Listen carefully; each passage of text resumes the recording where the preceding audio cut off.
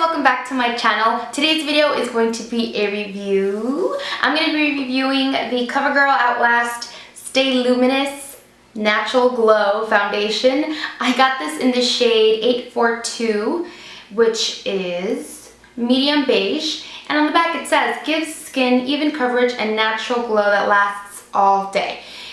And if it looks familiar, it's because it pretty much is the complete opposite of the CoverGirl Outlast Stay Fabulous, I believe, which is really matte, and I don't think I have a review of that foundation, but I know that I tried it and I wasn't completely in love with it just because of how matte it was. But one thing that I did notice about that foundation is how long wearing it was. Before I get into my review, I wanted to mention that this is actually a collaboration with my friend Jenny. Jenny has finally created a YouTube channel and she has posted her first video. I think this is going to be her second video. But yeah, I'm going to leave her link down below. I'm sure that you guys will like her. She's very sweet, and I really like her opinions on makeup. Also, Jenny has an oilier skin type versus mine, which is a little bit more normal, a little bit more dry. So you'll be able to see how it worked out for her, and hopefully stick around for my review as well. So I'm going to be talking about it and demoing it as I speak. So yeah, this foundation, I don't think there was a great range of colors. Honestly, at the display, I got mine at Harman for about $9. It was very, like, really light or really dark. So this shade I think is a little bit too light, actually. I was tempted to get the other shade down, but I really wanted to know if I liked it first before I did that. It is more of a thicker foundation. It is not as thin as some other foundations, and it gives you about, I want to say, medium coverage. Definitely not full coverage, as you'll be able to see. It does not completely cover up all of my redness, and I have a little friend peeking through right now.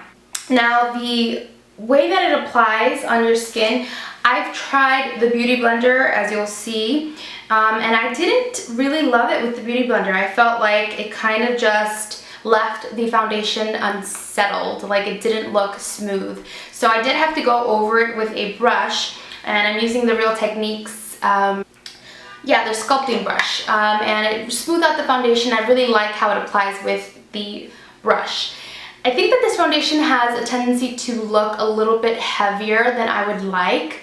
I don't find that the foundation completely sets. It kind of feels a little bit tacky to the touch, but it doesn't look, to me, it doesn't look heavy. I think it depends on how much you apply. I like to go really thin. I find that this foundation lasts on me about 6 hours. I have a pretty long work day. My day usually begins around 7.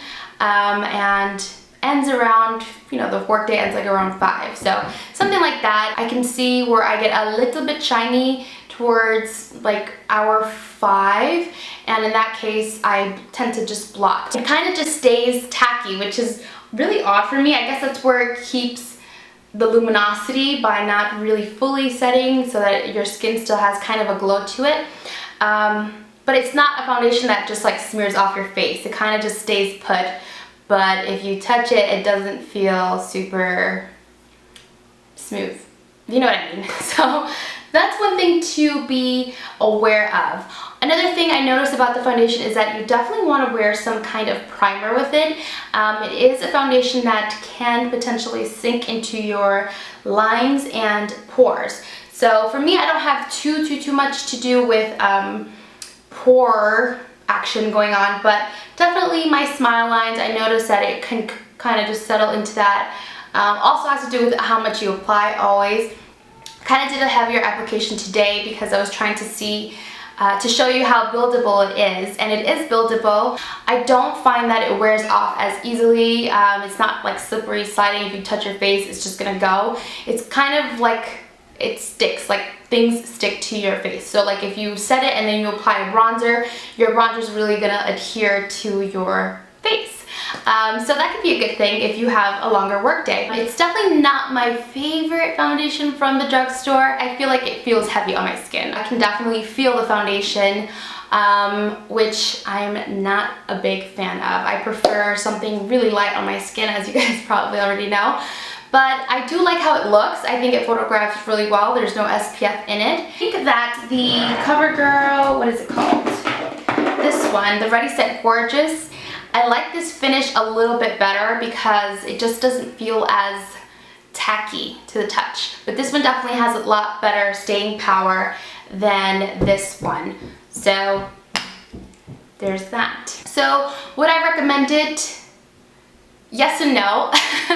If you're looking for a good natural finish drugstore foundation, I definitely say that you could definitely give that a go. If you could find your shade, because like I said, the shade range was not the greatest at all.